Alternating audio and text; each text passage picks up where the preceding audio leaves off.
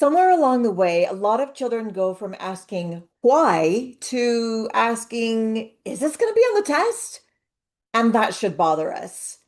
Authentic learning is not just a new set of lesson plans. It's a new way of seeing children, a new way of seeing the role of the teacher, and it's a new way of seeing what learning can actually be.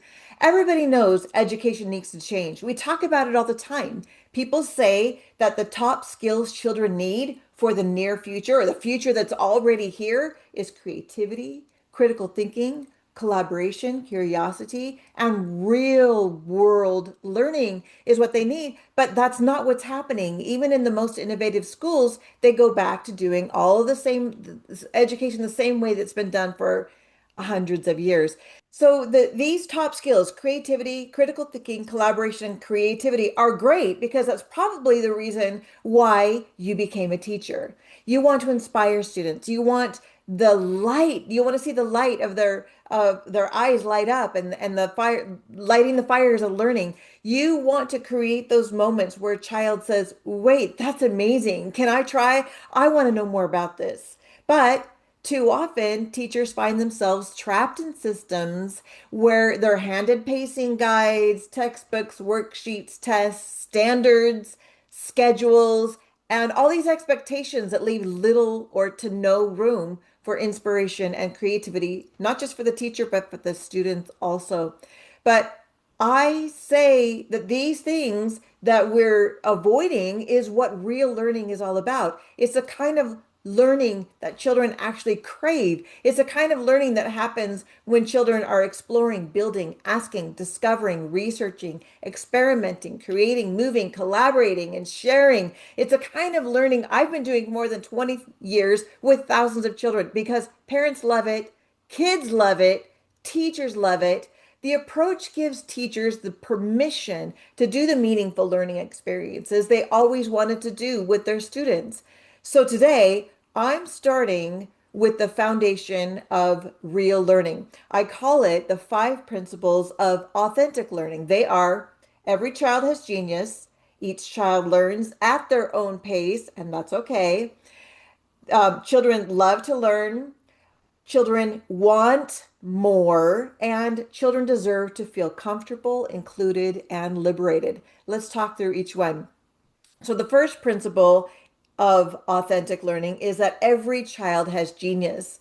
When I say that, I don't mean that every child is going to be a concert pianist, a rocket scientist, a best-selling author, or the next Einstein. I mean that every child has something inside of them that is valuable, unique, and worth drawing out.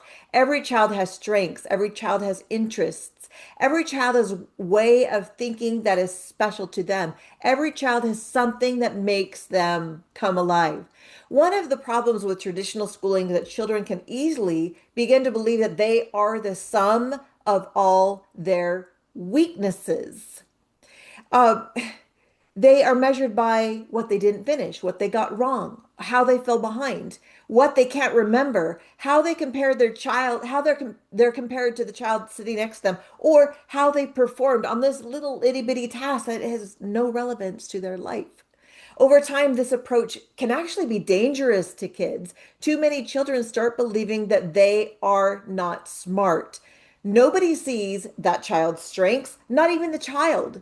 Maybe that child thinks with their hands. Maybe they understand through movement. Maybe they are brilliant storytellers. Maybe they are natural engineers. Maybe they are great at noticing patterns. Maybe they are deeply compassionate. Maybe they are visual thinkers. Maybe they're musicians, builders, leaders, designers, caretakers, innovators, or problem solvers. If we only measure children with one measuring stick, we miss so much of who they are.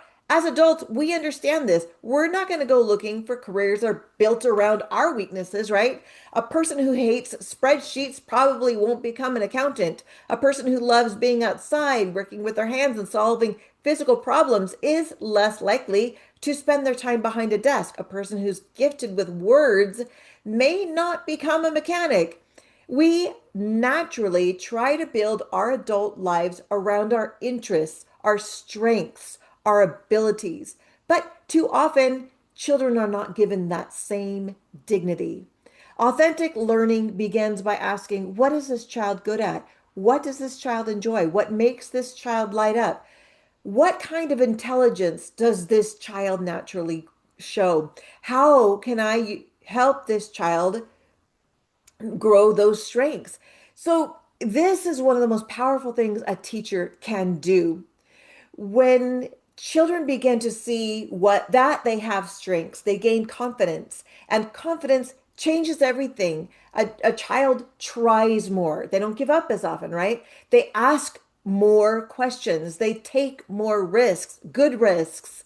A confident child begins to believe they are capable of more. And that is why we start with genius, not deficiencies, not labels, not comparisons, genius. Teacher's job is not to standardize children into sameness. A teacher's job is to help draw out what is uniquely wonderful in each child. Okay, so the second principle of authentic learning is that each child has their own pace. This is closely related to the first. It's simple to say, but it changes everything. They don't all bloom at the same time. They do not become ready for the as an idea all at this on the same day. They don't develop the same interests, abilities, maturity, or confidence on the same schedule. And yet, traditional school often acts as though they should. Everyone is expected to learn the same thing in the same way at the same time and show mastery on the same kind of assignment. But real children don't work that way. Some children read early, some read later. Some children love numbers right away. Some see math in a practical context, need to see it in a practical context before it clicks. Some children are ready to write long stories at age 7. Some need more time, more conversation, more drawing, more movement, more reasons to care. This does not mean we ignore skills. It does not mean, oh, well, they'll learn whenever. It means we stop treating different timelines as failure. This is a big difference between a child being incapable and a child not being ready yet. There's a big difference between a child being lazy and a child not seeing the purpose behind the objective. There's a big difference between a child resisting learning and a child resisting an approach that does not fit them. In authentic learning, we give children rich experiences, meaningful work, and opportunities to practice skills in context. We watch them, we support them, we encourage them, we give them chances to grow. But we also respect that children are not machines. They're not products of an assembly line. They're living, growing human beings.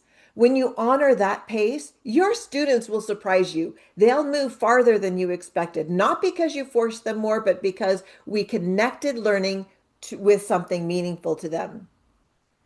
So, the third principle of authentic learning is that children love to learn. Children do not come into the world hating learning. We teach them that. That's what they learn in school. I mean, really, how often do your students ask for more worksheets, more lectures, more sitting still, more being told what to think and when to think? They don't ask for being compared, corrected, rushed, or shamed. The thing is, children are born curious. They want to know how things work. They ask, why is the sky blue? How do birds fly? What's inside this? What happens if I mix these together? How far can I jump? Can I build that? What does this word mean? Why did that person do that? And what would happen if I, and we all know where that goes. But these are legitimate questions that children naturally ask. They want to know, they want to experience, they want to do. Children want to explore, experience, experiment, create, and learn. The problem is that too often schooling gets in the way of their learning. Most schools teach children that learning is a distasteful medicine meant to be endured. They need to sit still. They need to be quiet. Don't talk to your friends. Don't share answers. Wait for the teacher. Memorize this. Repeat that. Put that down. This is not a natural state for a learning child. Children need to move. They need to talk. They need to collaborate. They need to handle things. They need to make choices and they need to discover. In a typical school, the teacher gives all the answers first and then they ask the questions. This is backward. In authentic learning, we flip it. Instead of giving all the answers and then asking the questions, we inspire the children to ask questions and we help them find the answers or help them discover the answers through their experiences. This is a huge shift. The teacher is no longer there to just distill information on the students, hoping it'll stick. The teacher becomes a guide, a coach, an expedition leader, the person who says, let's find out. Authentic learning allows children to find answers through experiments, exploration, research, discussion, trial and error. And when that happens, something wonderful takes place. Children start learning because they want to. I have seen it over and over and over again when children are introduced things in the right way. The learning itself becomes a reward. No exterior rewards, no punishments for not getting things right. No, you get a sucker at the end of the week if you do a great job. The learning itself is the reward, and that's where we want to be with these kids. You don't have to bribe curiosity into existence. You create the conditions where curiosity can breathe. I love it, right? Okay, so the fourth principle of authentic learning is that children want more. It's assumed that children hate learning, and so teachers and have to come up with all these tricks, all these little things that they do to help to like trick kids into learning, to like move them from along from one thing to another. Because when adults assume children dislike learning, they often make learning smaller, shorter, blander, more controlled, more worksheet based, one tiny sip at a time. Distasteful, icky, bland, boring sip at a time. The truth is, children are usually hungry for something bigger. They want the adventure. They want the challenge. They want the mystery. They want the project. They want the chance to build something, solve something, perform something, investigate something, or create something that feels real to them. Imagine you are a basketball coach preparing your team for the big game, right? You're a coach. You gather all your players into a classroom. You sit them down at desk. You teach them how to do finger exercises. They fill out a worksheet about how to bounce a basketball. They take a quiz on the rules of basketball. They define vocabulary words like dribble, pass, shoot, and defense. While some of these exercises might be helpful in the long run, this schooling is preventing the athletes from doing what they do best. Finger exercises and worksheets are way easier than running drills and doing layups, but which is more effective? It's the hard stuff that these athletes are craving. They want to win the big game and they are willing to put in the time and make that effort. And I'm sure you know where I'm going with this allegory. When children have real meaning and purpose behind their schooling, they are ready for big, interesting, and meaningful tasks. Don't dumb it down for them. Help elevate them to the level of their curiosity. They want to use their whole selves. They want to read because the story matters. They want to write because they have something to say. They want to measure because they are building something. They want to research because they're trying to solve a mystery. They want to do math because they need to plan, compare, design, budget, decode, or figure something out. What if the child who won't pay attention is not broken? What if the lesson just isn't relevant enough? Children want learning that makes sense. They want great topics, exciting books, interesting materials, inspiring outings, meaningful collaborations, big projects, fun challenges, beautiful creations, celebrations that where they can show off what they've done. This is why I created the Authentic Learning League.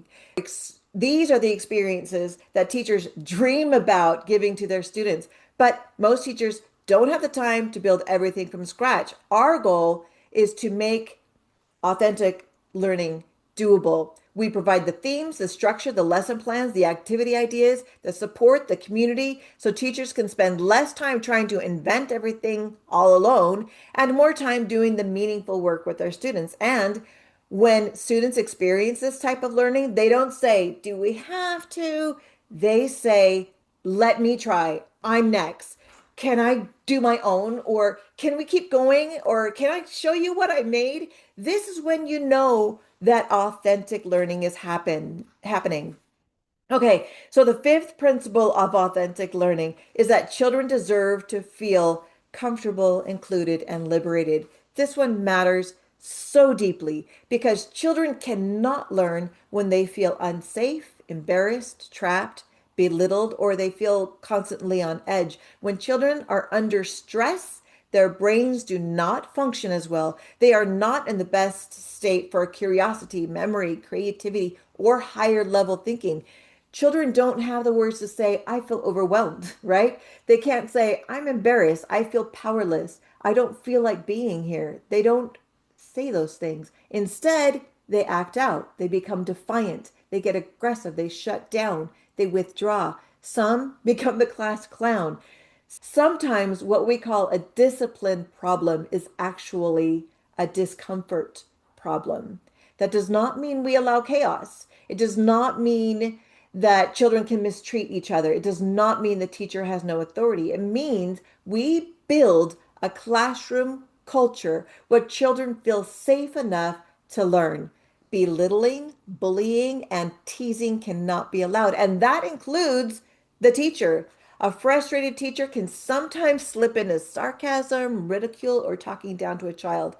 That should never be part of your classroom culture. If you feel yourself getting frustrated, take a breath, take a beat, choose calm, choose dignity, choose connection. Children need the adults in the room to be steady, friendly, and positive.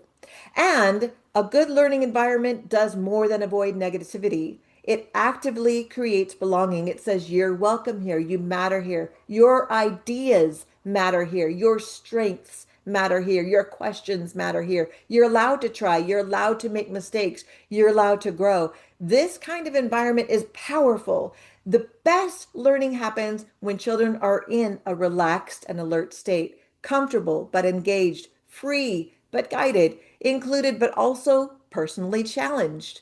This is the kind of classroom we want, not a place where children are warehoused, not a place where they are managed like problems, not a place where they are forced to sit through learning that feels disconnected from life, but a place where they feel alive, respected, and ready to discover.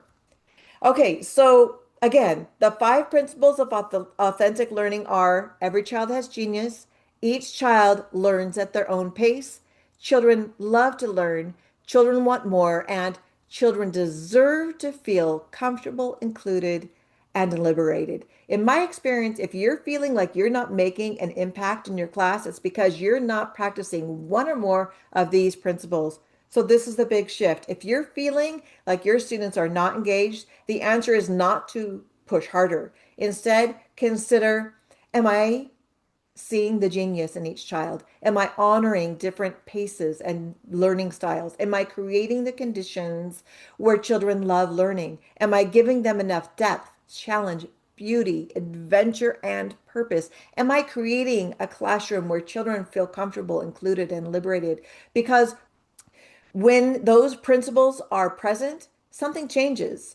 Students become more curious. They become more willing, more creative. They begin to take ownership. They begin to see themselves as learners. And teachers begin to feel something too. You start to remember why you wanted to teach in the first place. This doesn't mean every moment is perfect. It doesn't mean children never struggle. It doesn't mean teachers never have bad days, but it does mean we are building on the right foundation. So this video is actually the first in a series. The rest are all about how you can put these principles into action. Over the next few weeks, I will be sharing videos about how to actually implement this radical, authentic learning. The following videos will cover topics like creating schedules, rhythm, pacing, and weekly structure, how to increase curiosity, research, and creativity, how to take advantage of time away from the desk with outings and rack time, how to use our done for you lessons, including workshop, fireworks, enrichment, long-term projects, and culminating celebrations. I will also talk more about how to maintain the right classroom culture through impactful discipline. In other words, we're going to move from the philosophy to the practical. So, authentic learning starts with a belief that children are not problems to be managed. They are people to be known. They are learners to be inspired. They are explorers to be guided. They are creators to be encouraged. They are full of genius waiting to be drawn out. This is the big shift. This is authentic learning, and this is what we're building together. If you're not already in the authentic learning community, I invite you to join today at authenticlearning.mn.co. I'll put the link in the comments or in the below. I want all you authentic radicals to be part of our authentic learning movement. I'll see you there.